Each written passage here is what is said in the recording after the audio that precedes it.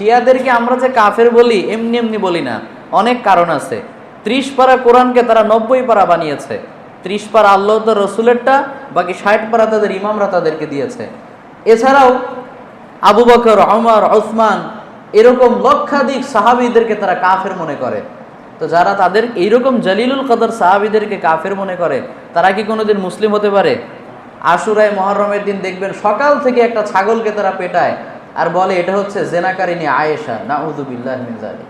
যার পবিত্রতার ব্যাপারে স্বয়ং আল্লাহ তাআলা সূরা নূরে সার্টিফিকেট দিয়েছেন, তাকে বলে তিনি নাকি জেনাকারিনী, তিনি নাকি জেনা করেছেন। আমাদের আম্মাজানের ব্যাপারে যে ব্যক্তি এরকম কথা বলে, ওই সব লোকদের জন্য আমরা আবার জান্নাতের দোয়া করি। নাউযুবিল্লাহ পড়বেন না? তারা শুধু তাই না, ইরানের যে খোমেনি কি বলেছে জানেন? তিনি বলেছেন যে আয়েশা, জুবায়ের, তালহা, মুআবিয়া আখবাসু মিনাল কিলাবি ওয়াল খানাজির, এরা হচ্ছে কুকুর এবং শূকরের চাইতেও নিকৃষ্ট। নাউযুবিল্লাহ। তাহলে দেখেন, যাদের ব্যাপারে আল্লাহ বলেছেন রাদিয়াল্লাহু আনহুম ওয়া রাদু আন, আল্লাহ তাদের উপর সন্তুষ্ট, তারাও আল্লাহর উপর সন্তুষ্ট, যাদেরকে দুনিয়াতে থাকতেই আল্লাহ জান্নাতে সার্টিফিকেট দিয়েছেন, এমন এমন সাহাবীদের ব্যাপারে তারা কত নিকৃষ্ট মানের শব্দ চয়ন করে। আর তারা মারা যাচ্ছে, আমাদের দেশের এক শ্রেণীর অশিক্ষিত মুসলিম দোয়া করছে আল্লাহ তাদেরকে জান্নাতবাসী করুক। নাউযুবিল্লাহ পড়েন। এরা যদি জান্নাতে যায় তাহলে তো পাশের এলাকার হিন্দুরাও জান্নাতে যাবে। অন্তত ওরা তো সাহাবীদেরকে গালি দেয় না, ঠিক কি না? ওরা নিজের ধর্ম নিজেরা পালন করছে। হিন্দুদের মধ্যে অনেকে ভালো আছে না, আমাদের সাথে কোনো রেষারেষি নেই, তারা তাদের মতো, আমরা আমাদের মতো। তো এদের চাইতে তো শিয়ারাও খারাপ, কারণ ওরা শুধু আলাদা ধর্মই যে পালন করছে এমন না, বরং মুসলিমদের এমন বড় বড় সাহাবী, শুধু তাই না, সাহাবী তো অনেক দূরের কথা, আমরা সালাম ফেরানোর পরে বলি আস্তাগফিরুল্লাহ, আস্তাগফিরুল্লাহ, আস্তাগফিরুল্লাহ। শিয়ারা কি বলে জানেন? তারা বলে খানা জিব্রাইল, খানা জিব্রাইল, খানা জিব্রাইল। এর মানে হচ্ছে জিব্রাইল আলাইহিস সালাম আমানতের খেয়ানত করেছেন। নাউযুবিল্লাহ। মানে আল্লাহ জিব্রাইল আলাইহিস সালামকে দায়িত্ব দিয়েছিলেন এই রিসালাতের দায়িত্বটা আলী রাদিয়াল্লাহু তাআলা আনহুকে দিতে, কিন্তু জিব্রাইল আলাইহিস সালাম খেয়ানত করে এটা মুহাম্মদ সাল্লাল্লাহু আলাইহি ওয়াসাল্লামকে দিয়েছে।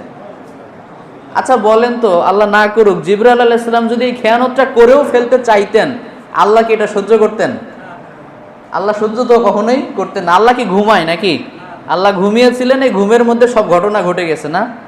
আচ্ছা যদি আল্লাহ না করুক এমনটা হতো, আল্লাহ ঘুম থেকে উঠে গিয়ে সহ্য করতেন? এটা তো এরকম না যে ইলেকশনে একজন জিতে গিয়েছে, এখন আর 5 বছর তাকে সরানো যাবে না, এমন না। তাহলে আল্লাহ সম্পর্কেও তাদের ধারণা কত নিকৃষ্ট। এই ব্যক্তিদেরকে আমরা কি করে মুসলিম মনে করতে পারি? আমাদের কাছে কালেমা হচ্ছে, আমরা শাহাদা বাক্য বলি, আশহাদু আল্লা ইলাহা ইল্লাল্লাহ ওয়া আন্না মুহাম্মাদার রাসূলুল্লাহ। এই শাহাদা বাক্যকে তারা আরো বৃদ্ধি করেছে।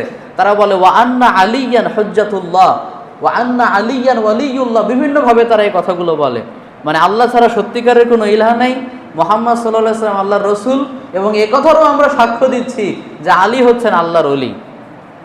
আলী রাদিয়াল্লাহু তাআলা আল্লাহর ওলি, এটাতে আমাদের কোনো আপত্তি নেই। আপত্তি আছে? তিনি যে জান্নাতি, এটা নিয়ে আমাদের কোনো সন্দেহ আছে? কোনো সন্দেহ নাই। কিন্তু এই কালেমার মধ্যে, শাহাদা বাক্যের মধ্যে তার নাম এভাবে ঢোকানোটা কখনোই আমাদের জন্য সমীচীন নয়। তো আমরা বলছিলাম শিয়ারা একাধিক কারণে তারা কাফের। আমরা তাদের জন্য দোয়া করি আল্লাহ যেন তাদেরকেও হেদায়েত দান করেন, আমরা পড়ি আমিন। পাশাপাশি আমাদের দেশের যে বাঙ্গু মুসলিম আছে, কিছু অল্প শিক্ষিত, যারা আবেগের জোরে কাজ করে, বিবেক মাথা খাটায় না, তাদের জন্য দোয়া করি আল্লাহ যেন তাদেরকেও হেদায়েত দান করেন, আমরা পড়ি আমিন।